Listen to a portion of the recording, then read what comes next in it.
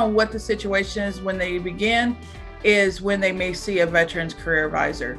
That obviously have to be triaged, and Department of Labor says who we can see, and that's considered a significant barrier to employment. So your disabled veterans, homeless, justice involved, low incomes, those are all, there's a couple of other categories, but we can see those. And then from there, it's a case management partnership process. What does the veteran need?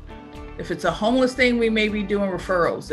Whether it's food bank, financial assistance, we're there to help them overcome as much as possible. We don't overcome disabilities, obviously, but we can do referrals to, organizations. And then we get them job ready. And again, we hand them over to the VLs. I think it also begins with the moment they reach out to us. There's two different segments. There's one that's direct assessment and involvement with veterans that are, impaired or have significant barriers to employment. But there's also regular veterans that are coming through the AJCs. They're looking for work.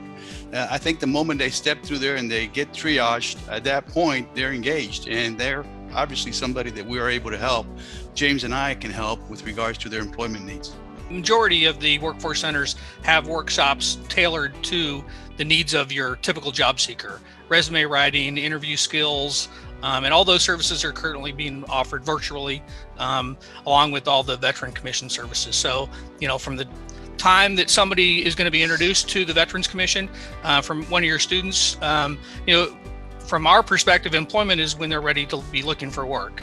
You asked also, where does it end? I think for us, ideally, we like to hear back from the veterans that they're back in the workforce or they are employed. But that's ultimately the goal that we're looking for. It really truly varies on the veteran. I mean, how go-getting are they? I mean, for instance, I can give them feedback on a resume. Do they turn around the same day, the next day, a week, 2 weeks? So sometimes it's a give or take. Katie's exactly right.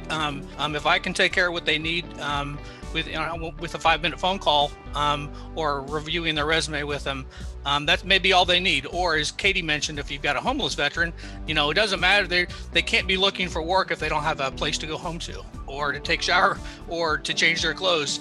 So it's all needs based, and you got to make sure that it's part of being job ready, which is one of the things that in our case conferencing mechanism that we have, that we make sure that veteran is job ready, which includes that stable home environment as well.